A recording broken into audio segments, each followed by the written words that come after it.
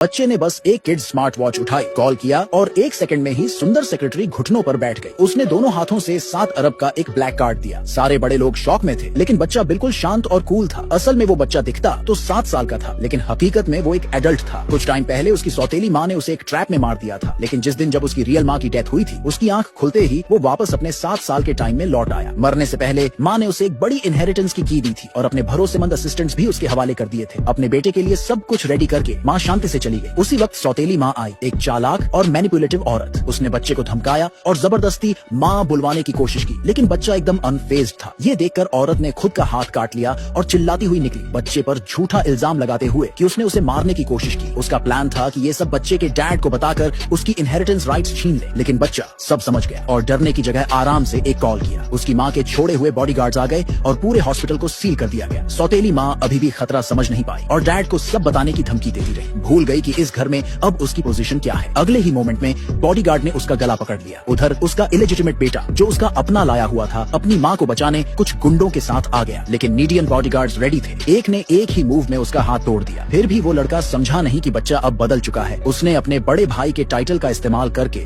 बच्चे को दबाने की कोशिश की, लेकिन बच्चा उसे दिल से नफरत करता था। पिछले जन्म में उसी ने उसे मारा था, तो उसने एक रूलर मंगाई और उसे 99 थप्पड़ मारे, ताकि उसे याद रहे कि अब कौन किसका मालिक है। ठीक उसी टाइम बच्चे के डैड की सेक्रेटरी अर्जेंसी में आई, सबको शांत करने की कोशिश में, लेकिन बच्चे को अपनी पिछली जिंदगी याद आ गई, जब इसी औरत ने उस सौतेली माँ और उसके बेटे की मदद की थी, जिससे उसकी पूरी जिंदगी बर्बाद हो गई थी। एक सिंपल सेक्रेटरी को खुद पर चिल्लाते देख बच्चा गुस्से से भर गया और रूलर से उसकी टांग पर एक जोरदार चोट मारी। उसे इतना गुस्सा आया कि उसे पिंजरे में बंद करने का सोच रहा था, लेकिन तभी उसका एक आदमी आया और याद दिलाया कि बोर्ड मीटिंग शुरू होने वाली है। बच्चे ने सोचा कि असली लड़ाई तो अब शुरू हो रही है, इसलिए फिलहाल उन्हें छोड़ दिया। उधर वो इलेजिटिमेट भाई, जो बच्चे से हार नहीं पचा पाया, भागकर अपने डैड के पास पहुंचा और कहा कि बच्चा पागल हो गया है, उसने उसकी माँ को मारने की कोशिश की। सेक्रेटरी ने भी उसकी बातों को सपोर्ट किया, कहा कि अब तो वो अपने भाई को मार रहा है और अपनी सौतेली माँ को पॉइजन देने की कोशिश कर रहा है। बाप गुस्से से भर गया। उसे एक आदमी ने बताया कि बच्चा कंपनी में बैड रेपुटेशन कमा चुका है और अगर इमरजेंसी मीटिंग बुलाई जाए तो उसे सीक्रेटली हटाया जा सकता है, लेकिन बच्चा ऑलरेडी सब जानता था। उसने अपनी माँ की छोड़ी हुई सेक्रेटरी को कॉल किया और बोला, लिमिट वाले स्टॉक फ्यूचर्स तुरंत खरीदो। फिर अपने ब्लैक ड्रेस पहने बॉडीगार्ड्स के साथ मीटिंग की तरफ बढ़ा। जैसे ही एंट्री के पास पहुंचा, उसका वही इलेजिटिमेट भाई रास्ता रोक कर बोला, तुझे अंदर जाने का कोई हक नहीं। इतना ही नहीं, सब डायरेक्टर भी आ गया और बच्चे पर चिल्लाने लगा, लेकिन बॉडीगार्ड ने उसे एक जोरदार स्लैप मारा बिना कुछ सोचे। और उसी वक्त मीटिंग टाइम से पहले ही शुरू हो गई थी। सारे शेयर होल्डर्स पहले से ही उस हरामी भाई द्वारा खरीद लिए गए थे और उसे न्यू हेयर बनाने की तैयारी थी, लेकिन जैसे ही सेक्रेटरी रिजल्ट अनाउंस करने जा रही थी, बच्चा ठंडी सीरियस एक्सप्रेशन के साथ अंदर दाखिल हुआ।